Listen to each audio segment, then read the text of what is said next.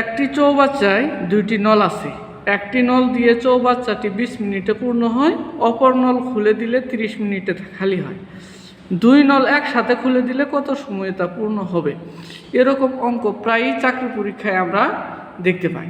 তো এই অঙ্কটা আমরা কিভাবে সহজেই সমাধান করব সেটা শর্ট টেকনিকটা আমি আপনাদেরকে দেখাই দিব। সেটা হচ্ছে, দেখবেন সবসময় দুইটা নল থাকবে, একটা নল দিয়ে পূর্ণ হবে, অপর নল দিয়ে তা ফাঁকা হবে, এবং দুই নল খুলে দিলে তা কত মিনিটে পূর্ণ হবে, কত ঘন্টা পূর্ণ হয়, এরকম প্রশ্ন থাকবে। এরকম যদি থাকে তাহলে অ্যান্সার কীভাবে কীভাবে অঙ্কটা করবেন সেটা হচ্ছে, দেখেন দ্বিতীয় নল কত মিনিটে খালি হয়? 30 মিনিটে। তাহলে 30 গুণ প্রথম নল দিয়ে কত মিনিটে পূর্ণ হয়? 20 মিনিটে। তাহলে 20 গুণ 30 এটা দিলাম।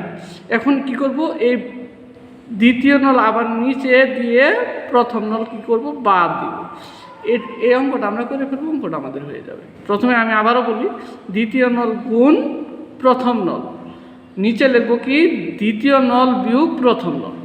এটা লেখে অঙ্কটা আপনারা করেন, তাহলে অঙ্কটা হয়ে যাবে। দেখেন 30 গুণ 20, নিচে থাকলে কত? বাদ দিলে 10 হয়, তাহলে 10। তাহলে 10 শূন্য কেটে দেন, 3 দুগুণে 6, শূন্য আছে এখানে 60, অর্থাৎ 60 মিনিটে এটা কি হবে? পূর্ণ হবে। যদি এরকম থাকে অঙ্কটা যে প্রথম নল দিয়ে 20 মিনিটে পূর্ণ হয়, আবার অপর নল খুলে দিলে 1 ঘন্টায় তা খালি হয়, তখন কি করবেন? তখন অবশ্যই 1 ঘন্টার জায়গায় আপনি আমি এখানে 30 ছিল 30 লিখছি, যখন 1 ঘন্টা থাকবে তখন কি আপনি 1 লিখবেন? না, এখানে কি লিখবো? 1 ঘন্টা যেহেতু ওইটাকে মিনিটে কনভার্ট করা লাগবে, তখন এটা 60 লিখবো আমি। আবার যদি উপরেও যদি ঘন্টা থাকে, নিচেও যদি ঘন্টা থাকে, তাহলে এটা মিনিটে কনভার্ট করার দরকার নাই। তো এইভাবেই আপনারা কি করবেন? এই অঙ্কগুলো করবেন, তাহলে এই সমস্ত অঙ্কগুলো আপনারা দ্রুত করতে পারবেন।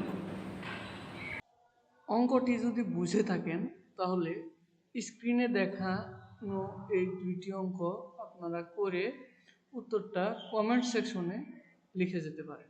আজ এ পর্যন্তই। আসসালামু আলাইকুম ওয়া রাহমাতুল্লাহি ওয়া বারাকাতুহু।